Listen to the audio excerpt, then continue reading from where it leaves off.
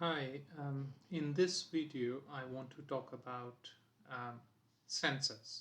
I basically want to talk about sensors in a very simple way and just ask the question, what are sensors?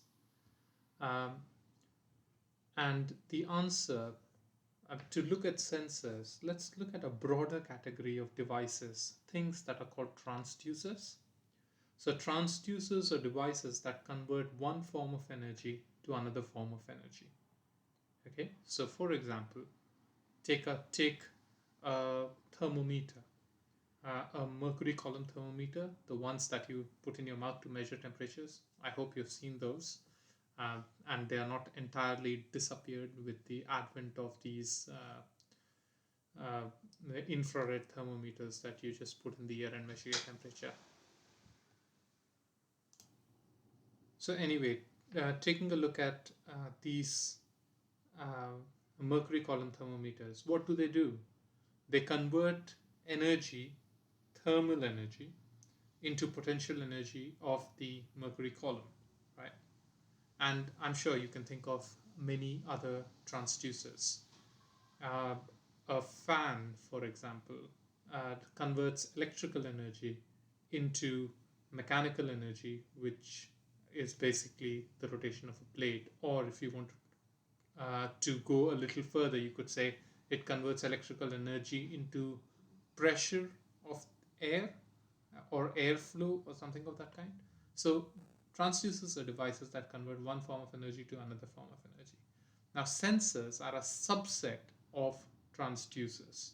Okay, sensors are devices which take an energy form, a form of energy, and convert them into electrical energy.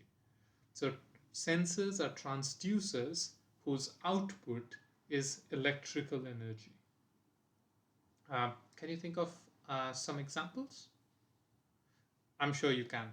Uh, Now, there's another class of devices called actuators, which do exactly the opposite function of sensors. What they do is they take electrical energy and convert them into some other form of energy. Okay, so hopefully that helps you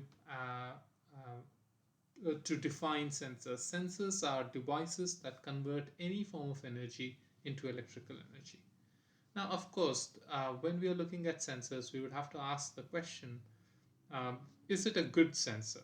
Okay, and that's what I want to do in the remaining part of the video. What makes a good sensor? The first point, of course, would be to say that if I have a sensor, I want that sensor to be sensitive only to the property that I'm measuring, right? So if I have a sensor that measures, let's say, strain, that is stretching of a particular material, I don't want it to be sensitive to temperature as well. Because if it is sensitive to temperature, it would mean that the sensor would read different readings on different days when the temperatures are different. Okay, if I have a temperature sensor, I don't want that temperature sensor to depend on humidity, for example. uh, then another factor that a sensor should have is that they should have a sensitivity that is adequate for measurement, that is the minimum value of the quantity that it is measuring. So take for example a temperature sensor. If I'm using a temperature sensor, what is the minimum temperature that a sensor can measure? So that would be the sensitivity, and I want that sensitivity or that resolution to be adequate for measuring the quantity that I'm trying to measure. So if I'm trying to measure the temperature of a furnace, which is whose temperature is at around 1000 degrees Celsius, it really doesn't matter whether if the resolution of my temperature measurement device is something like 50 degrees Celsius, right? But if I'm measuring the body temperature, I want the resolution of my temperature measurement to be probably around zero point 0.1 degrees Celsius and not less than that. Otherwise, you completely miss body temperature. Uh, Usually, we want our sensors to be linear as well. What do I mean by linearity? We will discuss linearity in quite some detail in the lectures, but by linear, basically, I mean, it has a linear relationship between the input and output. And what that does is it makes it easier for us to use the sensor. Of course, there are many characteristics as shown in the slide which a sensor should not have. For example, one of the things that we don't want a sensor to do is influence the measurement that we are trying to actually measure. So, for example, if you are uh, measuring, let's say you're measuring temperature. Temperature comes to my mind always because it's probably one of the most easiest to think about.